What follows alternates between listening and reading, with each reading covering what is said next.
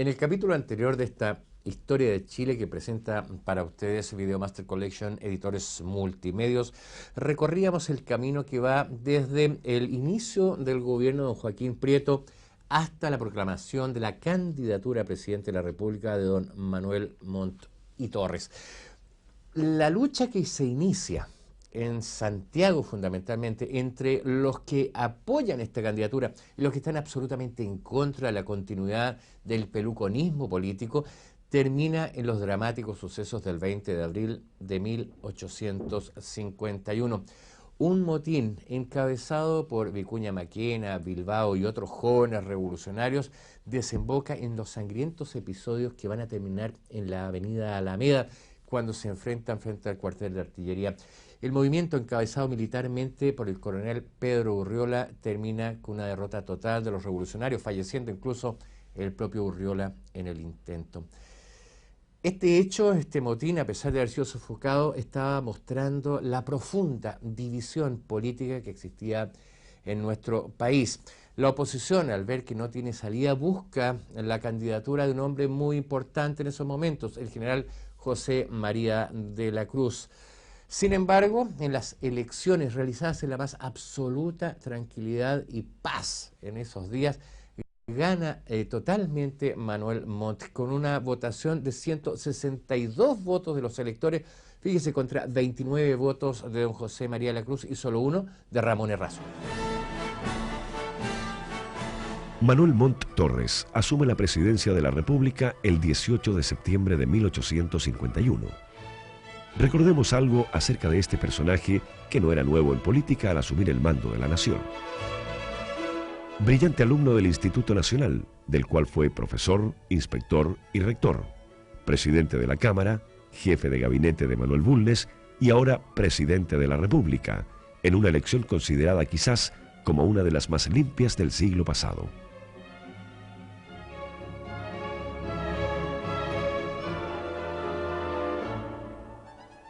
Junto a Manuel Montt brilla la figura también sobresaliente de Antonio Varas. Colaboradores inseparables, ambos van a participar activamente en el gobierno de Bulnes y ahora asume como ministro del Interior del gobierno de Manuel Montt. Sin embargo, la aparente calma desaparece rápidamente. Manuel Montt asume la presidencia en los momentos en que la oposición política desemboca en un grave estallido revolucionario. Guerra civil en La Serena y en Concepción. Si bien ambos movimientos son partes de la misma revolución, cada uno tiene su carácter particular. En el norte se alza militarmente la ciudad de La Serena, hasta donde han llegado los fugados del fracasado motín de Urriola. José Miguel Carrera y Fontecilla, hijo del héroe de la Patria Vieja, es nombrado intendente de Coquimbo y el coronel Justo Arteaga, general en jefe. El general Bulnes entrega el poder a Montt y marcha al mando del ejército para enfrentar a la revolución que estalla paralelamente en el norte y el sur. En Concepción, el general José María de la Cruz se convierte en la bandera de lucha de la oposición contra la presidencia de Montt. Cruz se resiste a encabezar un movimiento revolucionario, sin embargo, cede ante la presión penquista. Es una revolución más aristocrática, regionalista y militar, a diferencia de la de La Serena, más en el estilo de los igualitarios de Bilbao y otros. Las campañas de Bulnes terminan victoriosamente en el sur al derrotar a las fuerzas del general de la Cruz, a orillas del río Loncomilla, 3 meses después de haber estallado la revolución. En Valparaíso, otro conato revolucionario es sofocado con fuego de artillería en la mismísima Plaza Victoria.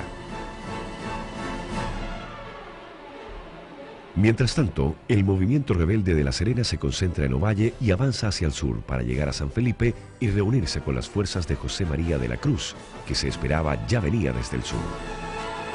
Este movimiento popular y anárquico que cantaba La Igualitaria, el himno de los integrantes de la Sociedad de la Igualdad, es derrotado por las fuerzas del coronel Juan Vidaurre Leal en los alrededores de Petorca.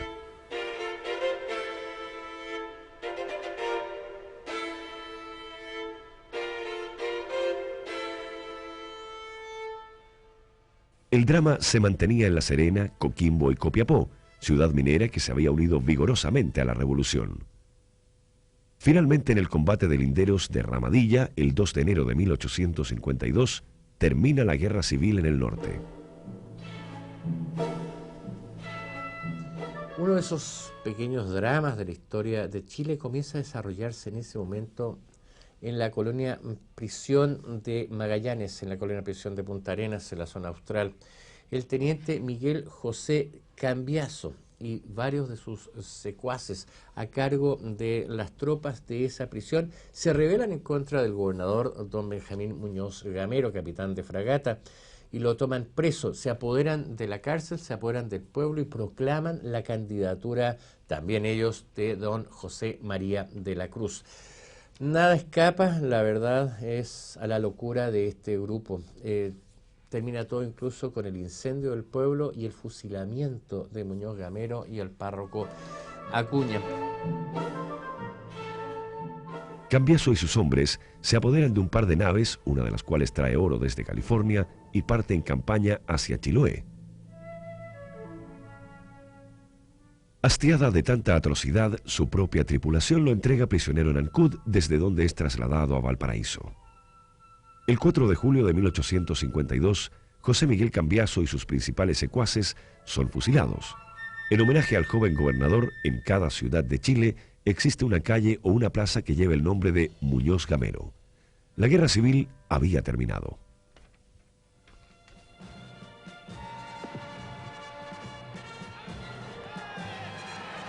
¿Qué significó la guerra civil? Para algunos autores, el fin de la amenaza del militarismo, la disminución del peligro regionalista encabezado por Concepción y el descenso de la influencia de los sectores revolucionarios. Manuel Montt inicia su gobierno en medio de la intranquilidad de los conatos revolucionarios, pero a poco andar y tras sofocar un nuevo intento de motín, al año de haber asumido, logra estabilizar la situación política. Se abre así un periodo de intensas realizaciones de este hombre representante del más absoluto apego a la ley. Bulnes señala socarronamente que Manuel Montt es este negro, es pura cabeza, sin corazón. Para entender mejor la importancia del aporte del gobierno de Manuel Montt al desarrollo intelectual, es bueno dar una mirada a lo que había ocurrido en Chile a partir del establecimiento de la República. Durante el gobierno de su antecesor, el presidente don Manuel Bulnes, el país había alcanzado un gran desarrollo tanto en lo político como en lo económico. Ejemplo de este espíritu es la fundación en el Instituto Nacional de la Sociedad Literaria, realizada por los jóvenes integrantes del instituto más los seguidores de don Andrés Bello. Era la respuesta intelectual de la juventud chilena frente a las descalificaciones de importantes emigrados venidos a Chile como Sarmiento, Mitre y Alberdi. Estos jóvenes escritores chilenos, encabezados por don José Victorino Lastarria, por Francisco Bilbao, por el propio Antonio Varas e incluso Aníbal Pinto, van a ser importantes figuras de la política chilena en los futuros años. La historia recuerda a todo ese grupo como la generación del 42. La continuidad de este proceso intelectual aparece en el gobierno de Manuel Montt con la figura de grandes historiadores, estudiosos del derecho y novelistas. Alberto Blest-Gana, fundador de la novela chilena, autor de Martín Rivas, El ideal de un calavera y Durante la Reconquista. Es la época en que Miguel Luis Amunátegui escribe su Dictadura de O'Higgins, y el gran historiógrafo Diego Barros Arana inicia su monumental trabajo de recopilación histórica. Barros Arana no tenía 20 años cuando publica sus estudios históricos sobre Vicente Benavides y las campañas del sur, para publicar muy luego la historia de la independencia de Chile, entre 1854 y 1858. Barros Arana, liberal como todos los jóvenes de esos días, es enemigo acérrimo del autoritarismo de Manuel Montt y tiene que salir del país. Recorre Europa visitando y consultando en todos los museos. De sus recopilaciones, más el material recogido por Claudio Gay y Benjamín Vicuña Maquena, nace su monumental obra Historia General de Chile, en 16 volúmenes. Imposible dejar fuera de este recuento la gigantesca figura de Benjamín Vicuña Maquena. Involucrado en las guerras civiles de 1851 y 1859, parte al exilio europeo. Desde la publicación de sus primeras obras, como El ostracismo de los Carrera, se convierte en fuente inagotable de información para las futuras generaciones. Mientras en literatura y en historia Chile avanza a pasos agigantados, la República busca otros conocimientos en los científicos europeos. Como antecedente de esta búsqueda aparece la llegada del francés Claudio Gay en 1828 y su incorporación activa al estudio de la historia física y geográfica de Chile. Su impresionante trabajo logra abrir la senda a muchos otros científicos europeos que traen sus conocimientos y tesón a la nueva república. El Museo Nacional, iniciado por Gay en 1830, pasa a manos del sabio naturalista y geólogo alemán Rodolfo Amando Filippi, quien asume el museo y la cátedra de Historia Natural de la Universidad de Chile. Por su lado, el polaco Ignacio Domeyko desarrolla la mineralogía como nunca antes otro lo había hecho, y descubre, para asombro de los científicos de su tiempo, rastros definitivos del período Jurásico en Sudamérica. Esta es la base, este despertar, este movimiento científico-cultural va a permitir a Manuel Montt desarrollar entonces su vasto plan educacional.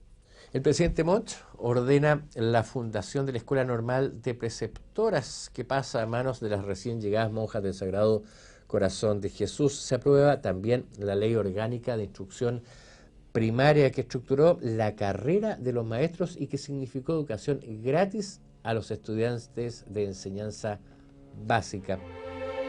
Se crean los colegios particulares. En Santiago nace el Colegio de los Sagrados Corazones. Los jesuitas, que han retornado al país luego del destierro de más de un siglo, fundan el Colegio San Ignacio, mientras los ingleses fundan el Colegio Mackay de Valparaíso. Los intelectuales de oposición no se van a quedar fuera de esta vorágine educacional, y es así como Vicuña Maquena, Amunátegui, Mata, Santa María y otros jóvenes liberales crean por su parte la Sociedad de Instrucción Primaria, de enseñanza totalmente gratuita. Un simple dato para ilustrar este desarrollo. Durante el gobierno de Montt, la Biblioteca Nacional alcanza un total de 33.000 volúmenes, mientras que en México solo a los 12.000. Chile alcanza así un destacado desarrollo cultural e intelectual a mediados del siglo XIX.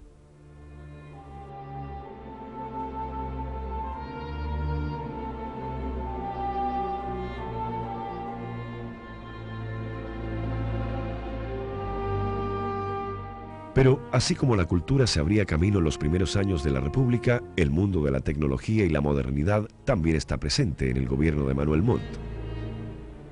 Al ferrocarril construido entre Caldera y Copiapó en 1851 se suma otra vía férrea hacia el sur, alcanzando Requinoa, y una tercera entre Santiago y Valparaíso, que se ve interrumpida por los procesos revolucionarios, terminándose solamente en 1863. Mientras tanto, la capital crece y ya en 1850 sobrepasa los 100.000 habitantes, mientras el país alcanza el 1,5 millones de personas. Los viejos sistemas de alumbrado y transporte que habían caracterizado al Santiago colonial están obsoletos, por lo que en 1856 entra en servicio un nuevo sistema de alumbrado de gas hidrógeno para iluminar las calles. Debían encenderse los faroles desde el toque de oración en la tarde hasta el aclarar del día siguiente. ¿Qué pasaba con el transporte? También es modificado. Es así como se crea un sistema de tranvías de tracción animal, más conocido como los carros de sangre, cuyo recorrido partía en la estación central y terminaba en la iglesia de San Diego. Hay cambios también en lo que es la correspondencia, el envío de correspondencia. En 1853 se inicia el sistema de franqueo de la correspondencia, naciendo así la filatelia en Chile. La cultura también está en un proceso de movimiento. Aquí se empiezan a ver las obras de Alejandro Dumas, de Víctor Hugo, y los teatros que han partido en tiempos de la República hoy están en manos, por ejemplo, de Urbistondo. Está en otro lado, en la calle Puente, el Teatro de la República, entre las calles Santo Domingo y Rosas, y el recién inaugurado Teatro Municipal. Y todo esto en medio de una censura de la Iglesia que acusa al teatro como la escuela demoníaca del pecado. Un antecedente para la historia de nuestra arquitectura. El Teatro Municipal, que desaparece en un incendio en 1870, es una de las tantas obras del arquitecto francés Claude Brunet de Bain, contratado por el gobierno de Chile. Hombre parco, solitario y silencioso, tras el regreso a Francia de su esposa e hija, asume como arquitecto del gobierno. Construye la fachada del Palacio Arzobispal, el Instituto Nacional, el Congreso y grandes palacios particulares, marcados por su sello neoclásico. Brunet de Bain, padre de nuestra arquitectura, no fue recibido con gran afecto por la sociedad. Profesor de arquitectura en el Instituto Nacional, solo va a encontrar apoyo entre sus discípulos, entre los que destacan Fermín Vivaceta y Manuel Aldunate.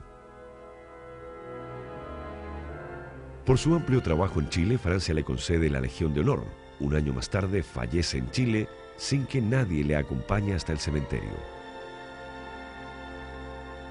Pero si el arte, la literatura y la arquitectura daban un nuevo perfil a la nación, esto solo ocurría en el territorio central del país. Valga recordar que del 1,5 millones de habitantes que poblaba Chile en 1850, casi 1 millón se concentraba entre el Aconcagua y el Maule. Lo que existiera al norte de Copiapó o al sur del Biobío era en la práctica, y con la sola excepción de Valdivia y Chiloé, una tierra de nadie. Chile necesita remarcar su soberanía sobre territorios absolutamente vacíos. La problemática de la explotación del guano en mejillones obliga a replantearse los problemas de límites con Bolivia. De igual manera, el avance de la frontera hacia más el sur lleva a la idea de incorporar mano de obra calificada internacional, es decir, la inmigración de colonos europeos. En 1848 el gobierno inicia las gestiones para traer desde Alemania trabajadores calificados hacia el sur chileno. En 1850 comienzan a llegar los primeros inmigrantes alemanes que se instalan en Valdivia. Para darle aún más vigor al proceso, el gobierno nombra a Vicente Pérez Rosales como agente de colonización en Valdivia, instala a los primeros colonos en la isla Teja y amplía los territorios para dar cabida a los recién llegados. Nombrado intendente, funda en 1853 la ciudad de Puerto Montt y a continuación la ciudad de Puerto Varas, en homenaje a los dos hombres públicos más destacados de esos días.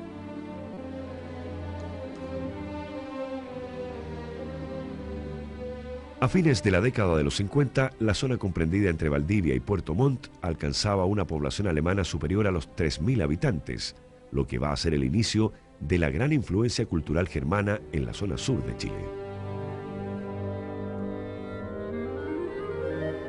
El siglo XIX en Chile, en su historia económica, es un siglo muy apasionante porque el país tuvo un gran desarrollo en los aspectos mineros y agrícolas. Desde la época de la independencia se descubrieron valiosos yacimientos de plata en Agua Amarga, en Arqueros, y luego el yacimiento de Chañarcillo en 1832, que significó un gran aporte de capital para el país, el cual utilizaron los empresarios que se hicieron ricos en esa minería para las inversiones en desarrollar posteriormente muchos aspectos de las ciudades. La llegada de la tecnología inglesa permitió desarrollar los sulfuros de cobre, fundirlos con mejores técnicas y empleando posteriormente carbón, y eso transformó a este país entre 1840 y 1880 en el principal productor de cobre del mundo.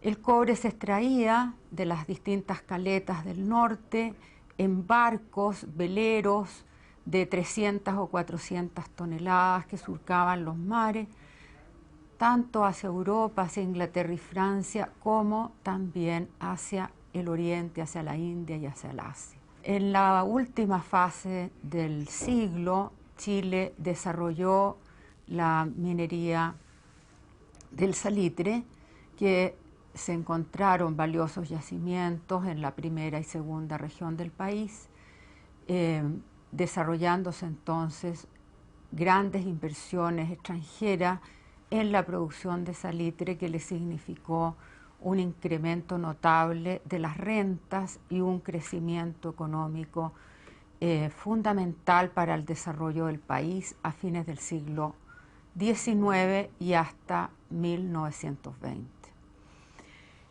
Toda esta riqueza minera generó un capital que enriqueció a los chilenos y que llevó esa riqueza a mejorar sus condiciones de vida. Simultáneamente se empezaron a desarrollar y a modernizar las ciudades chilenas que tenían una apariencia bastante colonial hasta 1840. Con la influencia del comercio y con la riqueza que el país tenía, lentamente los habitantes de estas ciudades empezaron a mejorar sus casas, a elevarlas a los 2 pisos, a construir plazas, a modernizar las antiguas plazas coloniales y transformarlas en plazas plantadas con árboles, con césped, con asientos, y a desarrollar y a exteriorizar una vida social hacia los espacios públicos. Esta vida social más activa y más rica naturalmente hizo abandonar las antiguas costumbres coloniales en que la gente se reunía dentro de sus casas en amables tertulias para, ¿no es cierto?, empezar a desarrollar su amistad, sus afectos y sus expresiones de gozo en estas lindas plazas del siglo XIX con pilas y con esculturas especialmente traídas desde Europa. 2 ciudades adquieren gran desarrollo comercial y poblacional en esta época. Valparaíso pasa de tener solo 4.000 habitantes a principios del siglo XIX, llegando a tener 185.000 habitantes a fines de esta centuria. Santiago, que emergía de la colonia con solo 40.000 habitantes, crece hasta lograr 205.000 habitantes a fines del siglo XIX. Otras 2 ciudades que van a tener un desarrollo urbano, moderno, van a ser Concepción, Talca y Chillán. Todas estas ciudades no pasan de tener más de 35 a 39.000 habitantes a fines del siglo pasado. Y el resto de las ciudades del país, algunas de antigua data, desde el siglo XVI, otras que venían desde el siglo XVIII, conservan un tamaño no superior a los 10.000 habitantes. De esta manera podemos decir que este país progresivamente se transformaba en un país de ser una zona rural a un país desarrollado en base y en torno a la cultura urbana. Las inversiones del Estado fueron importantes en esta época en materias de creación de nuevos hospitales, en la inversión en escuelas públicas y en una red de puertos que permitió conectar estas ciudades que se desarrollaban en distintos sectores del ámbito nacional. También debemos decir que las inversiones privadas trascendieron al plano de la minería y fueron muy abundantes y modernizadoras en la agricultura chilena. Es la época que se construyen canales de regadío, que se construyen represas, que permiten canalizar el agua, que incorpora nuevos tipos de plantaciones al país, y de esta manera Chile se va a convertir en uno de los principales exportadores de trigo para el área sur del Pacífico, con una exportación constante hacia el Perú y con una exportación mucho más esporádica hacia California cuando se descubre el oro en 1851 y hacia Australia cuando se descubre también enormes yacimientos de oro en esa zona en 1853. Posteriormente el país sigue exportando su producción triguera a Inglaterra hasta que se desarrollan otros centros productores en Argentina, en Australia y en Estados Unidos, que finalmente le hicieron una dura competencia a a esta forma de nuestra agricultura. Paralelamente hay un desarrollo muy enorme de la prensa chilena en la época. Hacia fines del siglo XIX ya Chile tiene alrededor de 200 periódicos que extienden, ¿no?, el conocimiento que van logrando sus habitantes hasta los más últimos rincones del país, y de ese modo, digamos, los chilenos tuvieron acceso a una comprensión de la modernidad del mundo en el que ellos vivieron, que dejó a Chile, dentro del contexto de América Latina, como el país más moderno de su época. Chile adopta el sistema métrico decimal, aplicándolo tanto a pesos como medidas.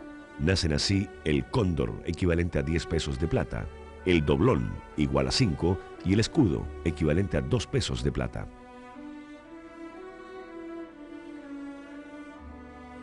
Nace el primer banco, el Banco de Valparaíso, y luego en Santiago, el Banco de Chile.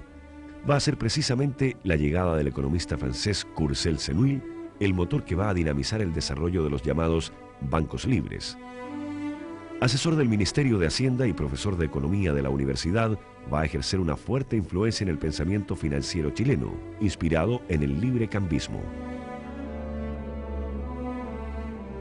En 1856, Manuel Montt es reelegido por una abrumadora mayoría de electores como presidente de la República, en una elección sin entusiasmo ni lucha. De los 209 votos, solo 2 fueron en contra, ambos representando la oposición más conservadora de la Iglesia o movimiento ultramontano que aspiraba a terminar con el derecho de patronato en Chile. Esto se explica si recordamos que desde los tiempos de la conquista y ya en los primeros años de la vida independiente, el gobierno usaba el derecho de patronato o facultad para elegir a las autoridades eclesiásticas. La participación activa del clero en política se hace presente incluso durante la Guerra de la Independencia, divididos entre los que apoyaban a los patriotas y los que apoyaban al rey. Esta diferencia se mantiene e incluso la veremos cuando el arzobispo Valdivieso excomulga a Francisco Bilbao. De inmediato el excomulgado es recibido con aplausos por la comunidad de San Agustín. El derecho de patronato había provocado la profunda crisis con el Vaticano en tiempos de la anarquía y ahora se convertía en bandera de lucha de la Iglesia en contra del gobierno. Caso claro de este deterioro entre gobierno e Iglesia es el de Manuel Blanco Encalada. En 1855 el gobierno nombra al prestigioso almirante como su representante ante Roma, pero tras 2 años de tiras y aflojas diplomáticas, Blanco Encalada regresa a Chile. Una resolución judicial contraria a un deseo arzobispal desata la crisis. La lucha es encabezada por el arzobispo de Santiago en contra de una decisión de la Corte Suprema que favorecía lo obrado por el gobierno. Va a tener las más graves como imprevisibles consecuencias políticas.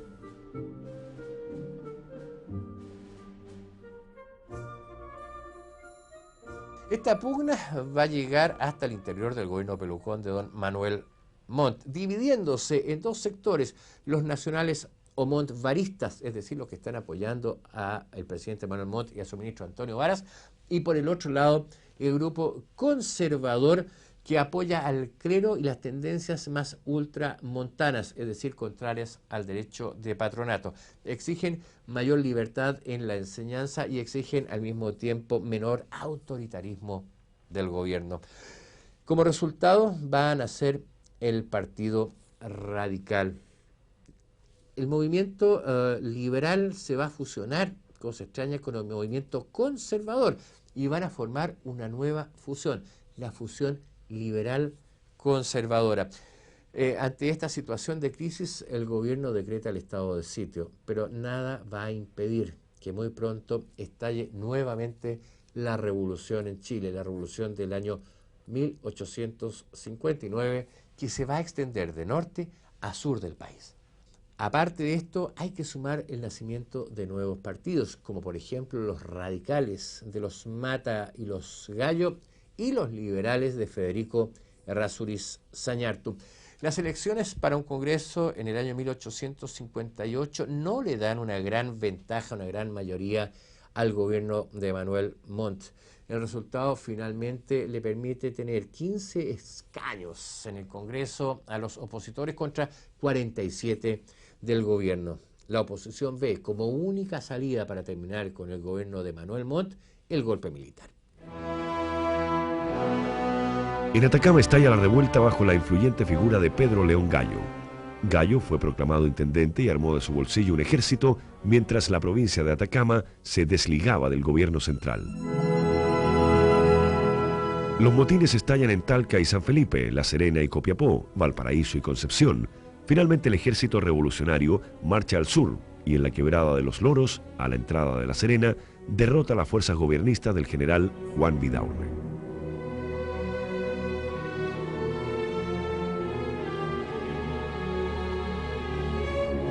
Al parecer, todo el país se rebela en contra del gobierno autoritario, hasta que una división del propio Vidaurre derrota totalmente al joven líder Pedro León Gallo en Cerro Grande.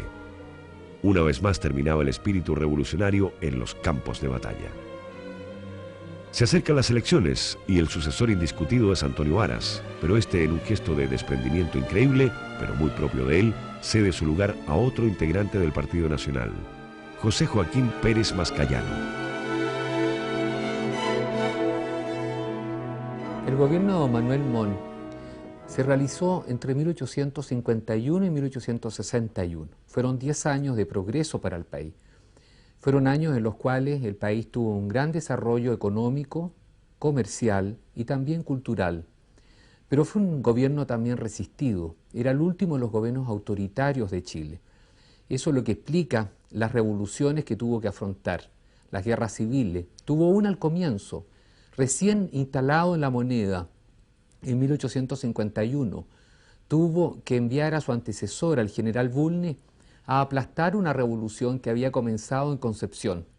Curiosamente, una revolución hecha por los liberales y por un sector, el más duro de los conservadores, que se molestaron posiblemente de ver a este hombre tranquilo, civil, a este maestro del Instituto Nacional, que era el primer civil que llegaba al gobierno de Chile.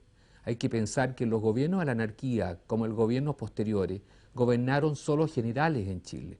Don Manuel Montt, que era simplemente un hombre tranquilo, civil, profesor, abogado, tenía que haber sido resistido por estos grupos.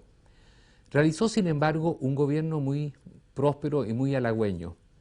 Era un hombre convencido de que la educación era el gran instrumento para cambiar estos países. Y es por eso que él fomentó especialmente la creación de establecimientos educacionales, desde el más superior, la universidad, que es el recinto en que estamos haciendo esta grabación, la Universidad de Chile, que se funda en 1842 siendo Montt ministro de Estado, y al cual él después va a pasar a ser profesor y académico de esta universidad.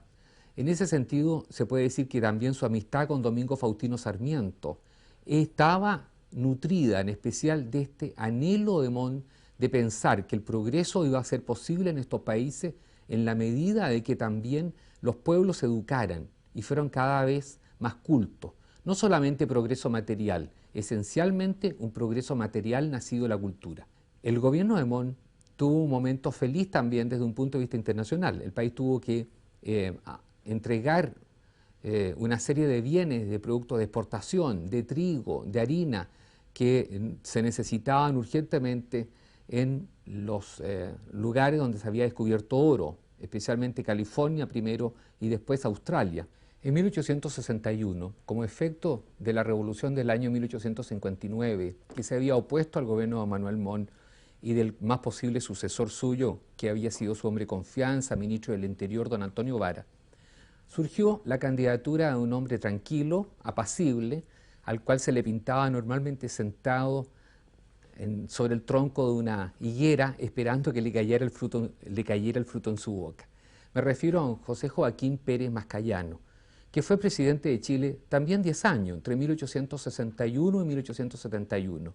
Él comienza lo que se ha llamado normalmente los gobiernos liberales. En esto se refiere especialmente a que la base política de los gobiernos va a ser desde entonces el Partido Liberal de Gobierno, con lo cual se trataba también de insistir en que, a diferencia de los gobiernos anteriores, estos gobiernos liberales serían gobiernos más propicios o más dispuestos a transar en los aspectos políticos y a incorporar al Congreso Nacional a las tareas de gobierno. Los gobiernos tanto el gobierno de José Joaquín Pérez como el de sucesor, que era don Federico Errázuriz Zañartu, van a ser también gobiernos realizadores. Podemos decir que entre 1861 y 1876, que es cuando termina el gobierno de Errázuriz y en el cual va a ser elegido Aníbal Pinto, el progreso del país se mantuvo o se continuó, caracterizado especialmente por una ideología liberal. Existía el ánimo creciente, el convencimiento de que la libertad era el más esencial de los bienes de los ciudadanos y que esa libertad había que respetarla en el progreso político y en el progreso material, por ejemplo, estableciendo la libertad de prensa y estableciendo la libertad de conciencia, que se dicta en 1865. Un rasgo interesante de estos gobiernos va a ser el hecho de que van a enfrentar algunos conflictos internacionales. Uno de ellos, el más interesante, fue el de 1865, que corresponde a la guerra con España, y que surge curiosamente por una serie de situaciones en las cuales se va a plantear que es el honor nacional el que lleva la guerra y no intereses concretos. Por eso que a mí me parece entonces notable e importante señalar esta obra de Manuel Montt, que es la base sobre la cual descansará el progreso de los decenios siguientes. José Joaquín Pérez Mascayano, el nuevo presidente de la República, es la antítesis de la figura grave y autoritaria de Manuel Montt. De buen humor, llama prácticas de la vida republicana los ataques que recibe de la oposición y es un decidido partidario de implantar el gobierno de todos para todos. Pérez Mascayano tiene 61 años y ha demostrado ya una gran capacidad para sortear los escollos y eludir los compromisos. Prueba de ello es que él asume, por supuesto, con el apoyo de los nacionales. Y sin embargo, luego del segundo ministerio ya entra a participar activamente en el gabinete la fusión liberal-conservadora, es decir, la oposición a Manuel Montt. En uno de sus primeros actos, el presidente José Joaquín Pérez decreta la ley de amnistía para favorecer a todos aquellos procesados por delitos políticos a partir de 1851, es decir, liberando a aquellos que han participado tanto en la revolución de 1851 como en la de 1859. Pero más pronto que tarde comienzan nuevas crisis políticas y comienza también a desprenderse del tronco liberal un grupo más exaltado, incluso le dicen los rojos o radicales. En 1863, Manuel Antonio Matta echa las bases del primitivo programa radical, solicitando reforma constitucional, enseñanza laica, libertad electoral y descentralización administrativa. El radicalismo de los Matta y los Gallo se unen en esos días al Partido Nacional para formar la oposición a la fusión liberal-conservadora de José Joaquín Pérez. De los muchos sucesos acaecidos durante el decenio de José Joaquín Pérez, 3 vamos a recordar: la guerra contra España, el terrible incendio de la iglesia de la Compañía, que cobró sobre 2000 víctimas, y la increíble aventura de un francés que se proclama rey de la Araucanía.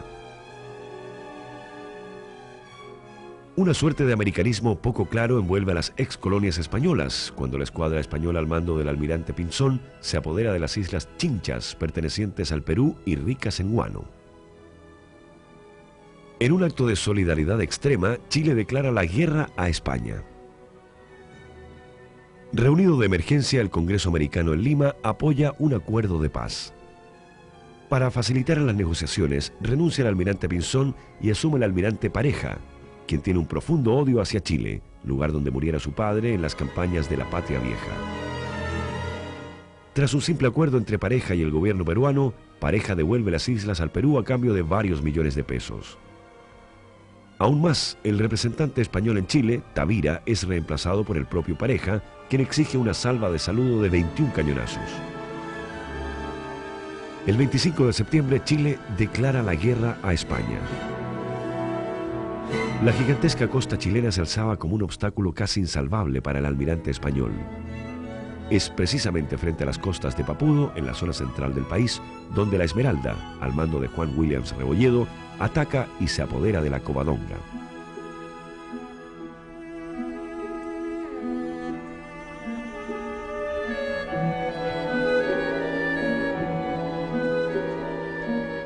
El almirante Pareja, al enterarse de la pérdida de la Covadonga, se encierra en su camarote y se suicida.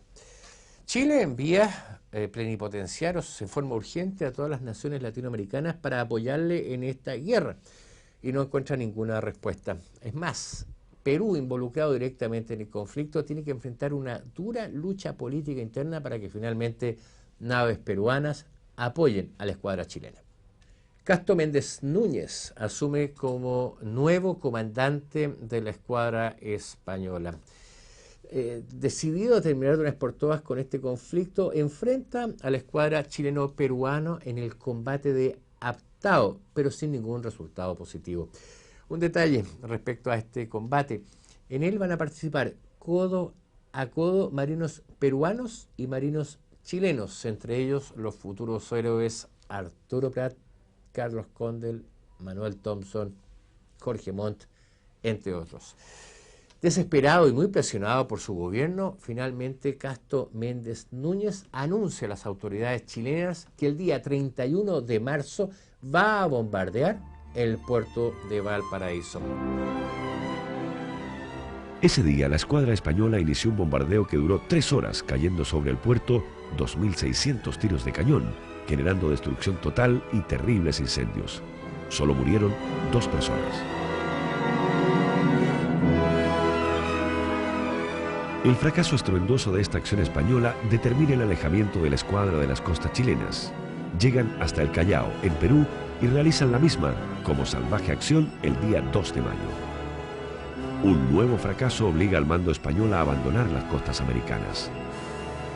La guerra había terminado y obligaba a los países a comprar naves de guerra más poderosas, iniciando así una carrera armamentista que solo se detendrá al finalizar la Guerra del Pacífico 14 años más tarde. Esa van a marcar el primer período del gobierno de José Joaquín Pérez. El primero de ellos, la aparición de un personaje increíble, un aventurero francés llamado Aurélie Antoine de Tounens, quien asume como rey de la Araucanía, bajo el nombre de Aurélie Antoine Premier. Los distintos grupos indígenas se unen entusiastas a este estrafalario personaje que solo buscaba que los chilenos respetaran la antigua frontera mapuche del Biobío.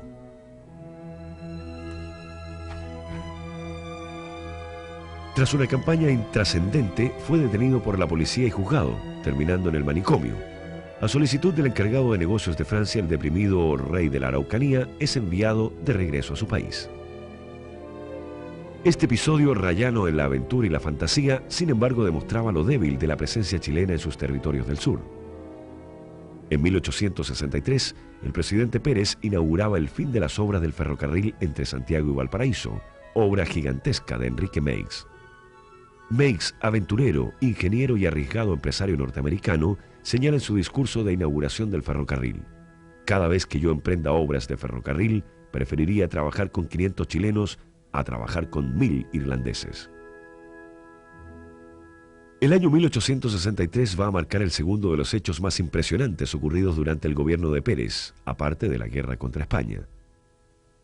El 8 de diciembre, la iglesia de la Compañía de Jesús se repleta de feligreses al finalizar el tradicional mes de María. La iglesia, que había sido gravemente dañada por antiguos terremotos e incendios, se engalana con más de 7.000 lámparas de parafina, 1.200 globos y flores y lienzos. Tras una inspección realizada por el arzobispo Valdivieso, este se retiró refunfuñando: prudencia, prudencia. A las 5 de la tarde se abren las puertas de la iglesia y comienza la tarea de encender las luminarias. Pocos minutos antes de las 7 de la tarde, y cuando miles de personas repletan el templo, comienza el drama. Rápidamente arden los adornos de papel, se revientan las lámparas y el templo se convierte en un terrible infierno.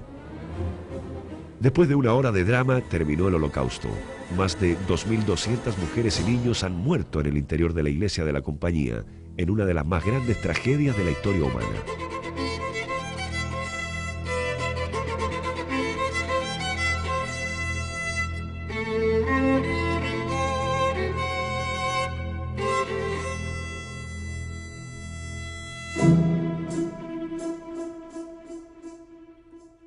Como un solo hombre, los santiaguinos, chilenos y extranjeros crean el 20 de diciembre de ese año de 1863 el Cuerpo de Bomberos de Santiago, respondiendo así al llamado hecho a través de la prensa por don José Luis Claro y Cruz.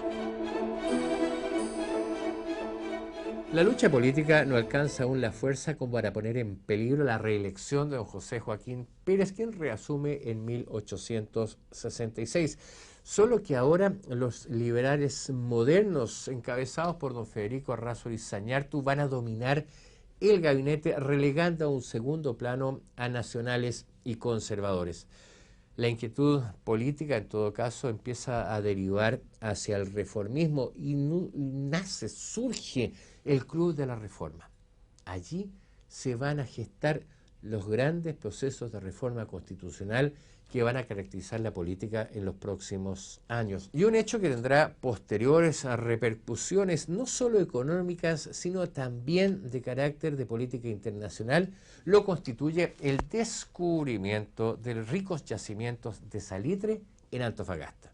Su descubridor, el minero José Santos Osa, y su socio Francisco Puelma van a conseguir de las autoridades bolivianas la concesión de la explotación de la Compañía de Salitre y Ferrocarril de Antofagasta. En estas circunstancias, los mineros cuentan con el apoyo de la naciente Banca de Valparaíso, que abre créditos a los exploradores, cateadores y aventureros que parten hacia el norte. Y si Antofagasta renacía con el salitre, la rica zona de Atacama, que comenzaba a declinar, se conmueve con el descubrimiento de una nueva y fabulosa mina de plata en Caracoles. Tanto que muy pronto comenzó a hablarse de la fiebre de Caracoles, en recuerdo de la ya desvanecida fiebre del oro de California. José Joaquín Pérez cierra su mandato con una importante labor fundacional. El vasto territorio de la Araucanía se incorpora tanto por las campañas militares de Cornelio Saavedra como por la extensión de la línea férrea hacia el sur, obra que será terminada bajo las administraciones de Pinto y Santa María.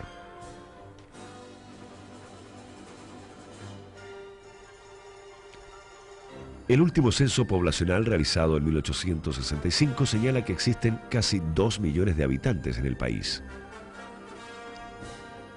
Y como un detalle de esos tiempos, al cerrar la década de los 60, la ciudad de Santiago inaugura la primera exposición nacional de la agricultura. Tras la muerte de la principal figura de gobierno, Manuel Antonio Tocornal, solo se perfila Federico Errázuriz para la sucesión presidencial. Por su parte, los partidos opositores, reunidos en el Club de la Reforma, van a presentar la candidatura de José Tomás Urmeneta. A todo esto, Federico Errázuriz, el indiscutido candidato a la presidencia como sucesor de José Joaquín Pérez, presenta la primera gran reforma a la Constitución del 33, terminar con la reelección de los presidentes, dejando la duración del cargo solo en 5 años. Esta reforma, aprobada en 1871, termina con el sistema de los decenios presidenciales. Y Errázuriz Zañartu alcanza la presidencia de la República en medio de la tradicional intervención electoral. Un político con un profundo sentido de la realidad, de una fuerte y avasalladora personalidad, impone sus criterios sin contrapartida. Hábil, logra atraer a los radicales a su lado, formando, junto a los liberales de gobierno, la fusión liberal que lo apoyaría durante todo su mandato. La recia figura de Errázuriz domina los primeros años de la década de los 70, sin realmente contrapartida política. Hace caso a las opiniones de su ministro Abdón Cifuentes, ministro de Justicia, Culto e Instrucción Pública, y organiza el Ministerio de Relaciones Exteriores. También haciendo caso a Abdón Cifuentes, manda a construir a Inglaterra 2 blindados, 2 naves blindadas y una cañonera, a la vez que manda a comprar nuevo equipo y armamento al ejército chileno. Ante el insólito caso de un viejo soldado de la independencia que muere sin que se le otorgue el derecho de confesión por estar separado y vivir con otra mujer, y que luego tampoco es admitido en el cementerio local, el gobierno dicta un decreto que obliga a los cementerios católicos a mantener un lugar para enterrar a aquellos que han sido rechazados por el derecho canónico. Además, libera de la tuición eclesiástica a la construcción de los nuevos cementerios que vengan con aportes tanto fiscales o municipales. En medio de esta crisis político-religiosa empieza a destacar la emergente figura de don Benjamín Vicuña Maquena. Es nombrado intendente de la ciudad de Santiago, y este personaje, a quien Rubén Darío califica como uno de los pocos genios producidos en América, inicia una gigantesca obra.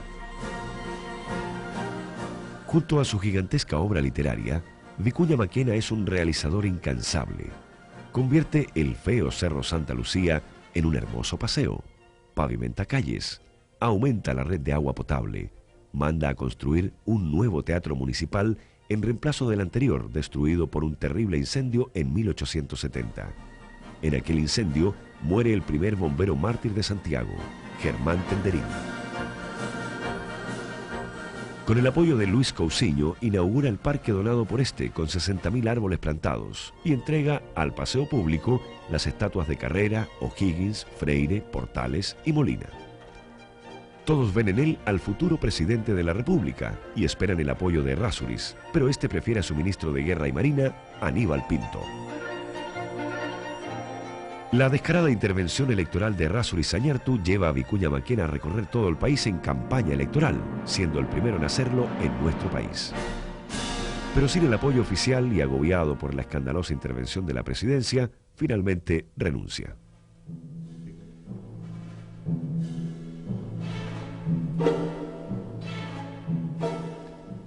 El 18 de septiembre de 1876 asume como presidente de la República el liberal Aníbal Pinto.